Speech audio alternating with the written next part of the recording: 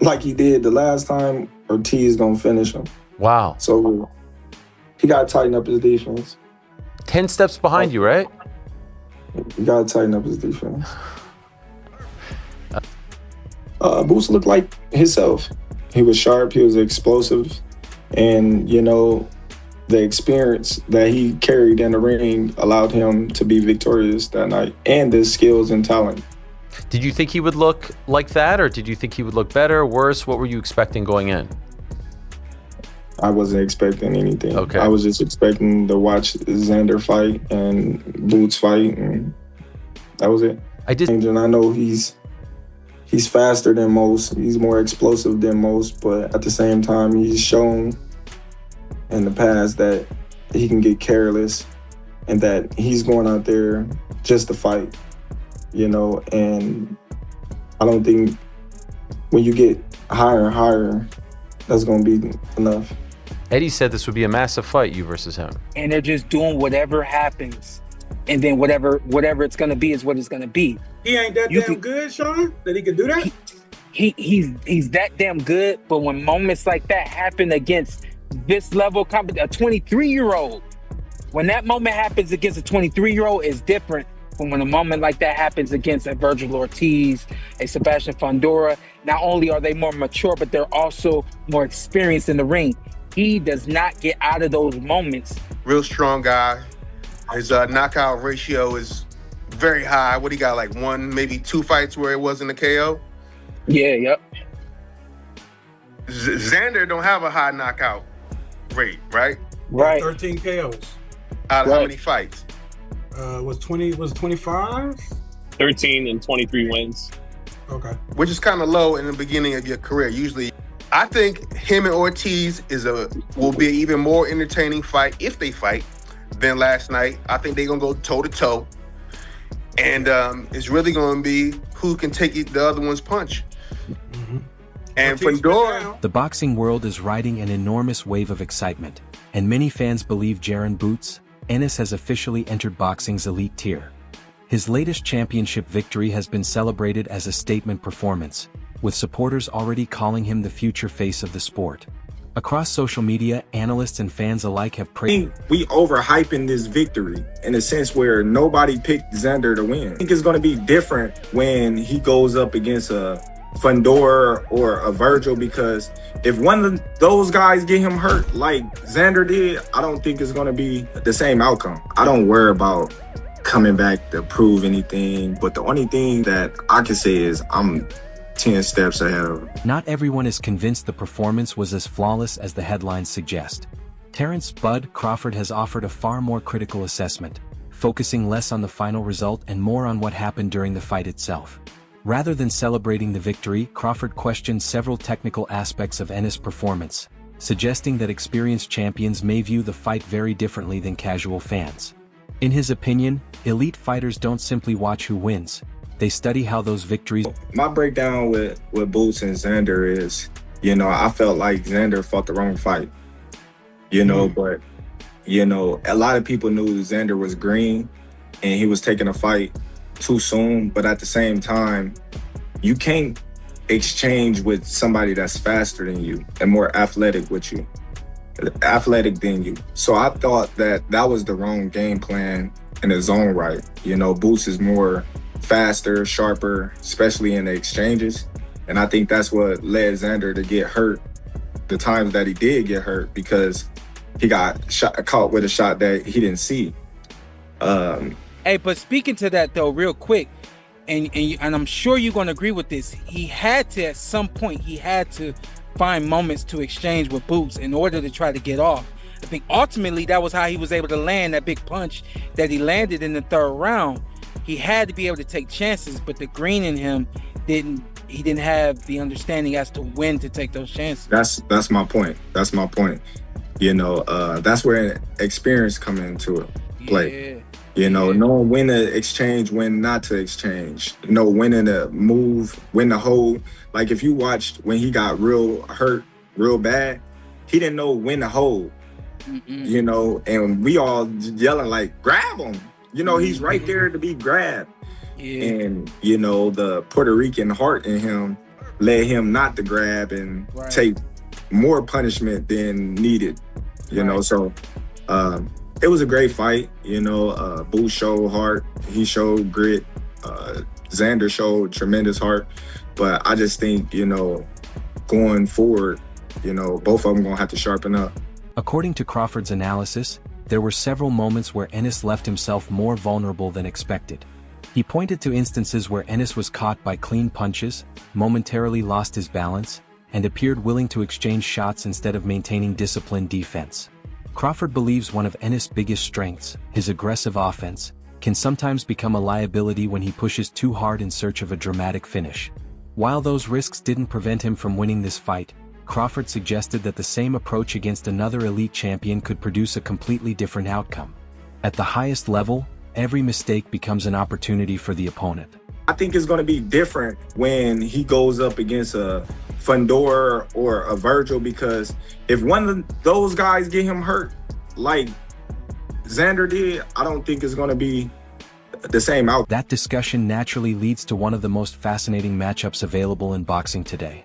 Crawford believes Sebastian Fundora presents a style unlike almost anyone else in the sport. Standing well above most fighters in the division with exceptional reach, Fundora creates problems that opponents rarely experience. What's even more shocking than all the above is that when Crawford was asked about who would win a fight between Fundora and Jaron "Boots" Ennis right now, shockingly, Crawford said Fundora. He believes Fundora is a cheat code at 154 and he can beat Jaron Ennis. That he believes he will beat Jaron Ennis. And that's a mega fight, that's a huge fight. But I must say, I'm shocked by Crawford's response to the question picking Fundora over Jaron Ennis. Remember, Fundora was knocked out by Mendoza not too long ago, so clearly Crawford was impressed by Fundora's performance against Keith Thurman. And when Crawford was being asked about, do you regret not fighting Keith Thurman at 147? He said no.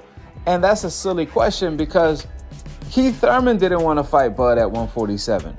For like years, Top Rank tried to make the fight, and no one wanted to see Bud Crawford in general. But now everyone want to talk. What's funny, everyone was ducking Bud, but the ones that didn't, they ended up finding out what time it is, why he was being. Fundora's success isn't based solely on his height. Over the years, he has developed a more disciplined jab, improved his distance control, and learned how to use his reach without sacrificing pressure. Crawford believes those improvements make him especially dangerous against aggressive opponents who like to close the distance quickly. If Ennis continues attacking with the same offensive urgency while leaving defensive openings, Fundora could have opportunities to control the fight from long range and capitalize on every mistake.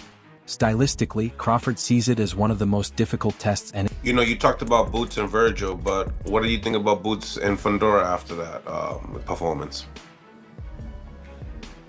Well, I'm saying, yeah, I wouldn't rush to that. In that fight too.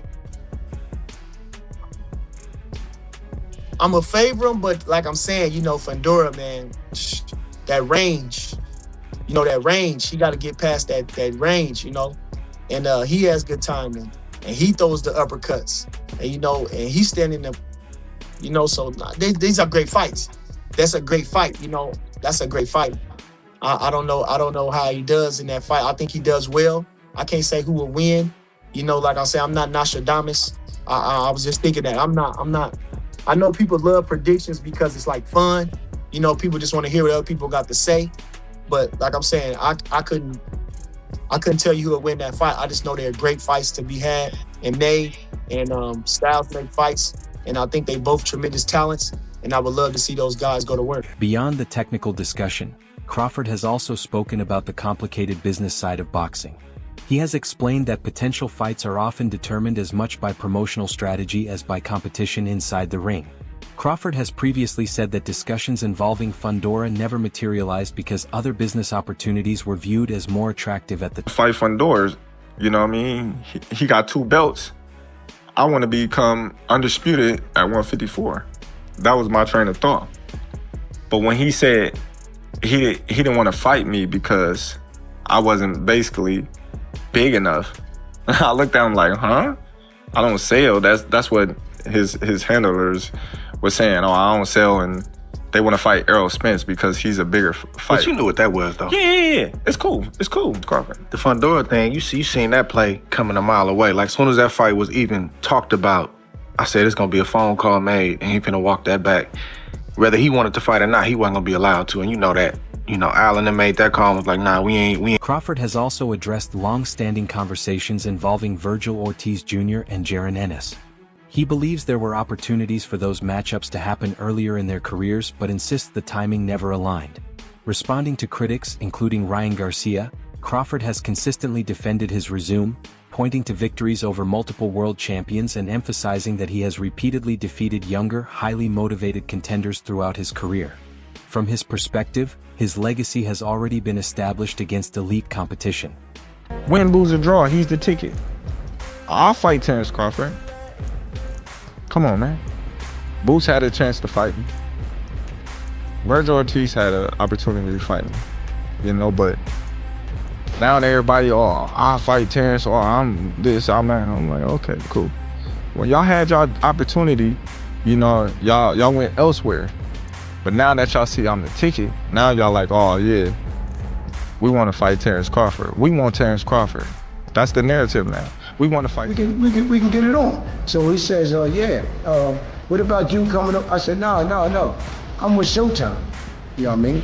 I said, now, you want to make the fight, you call Steven Espinoza and talk to him and discuss that. Because that's who we with, you know what I mean? Yeah. You know? And when I said that, I said, plus I'm loyal to these guys. I don't just leave and go to another, promotional company. Crawford's comments have divided the boxing community. Some fans argue that his criticism is overly harsh and believe Ennis possesses the athleticism, speed, and explosive offense to overcome any stylistic challenge placed in front of him. Others feel that every great fighter receives this level of scrutiny as expectations continue to rise. The debate has spread across boxing media, podcasts, and social platforms, with supporters from both sides passionately defending their opinion. Man is a phenom. He has everything that boxing takes. You know what I'm saying?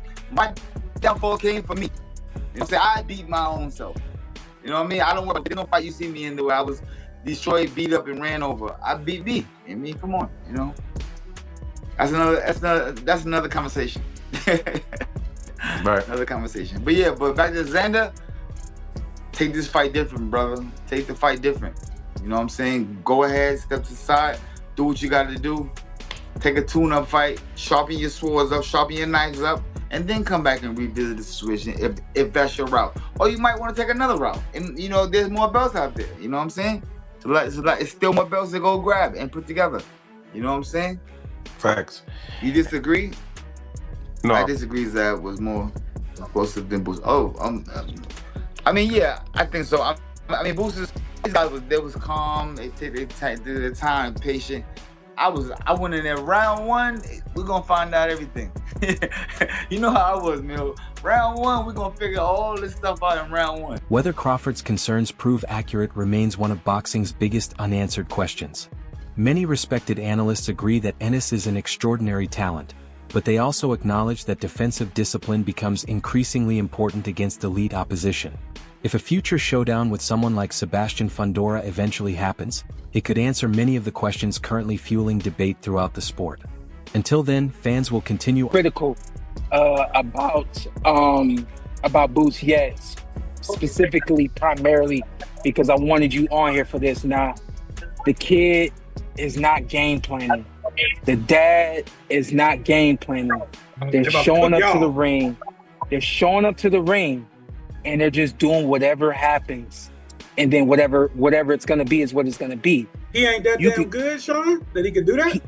He's that damn good, but when moments like that happen against this level a 23-year-old, when that moment happens against a 23-year-old, is different from when a moment like that happens against a Virgil Ortiz, a Sebastian Fundora. Not only are they more mature, but they're also more experienced in the ring.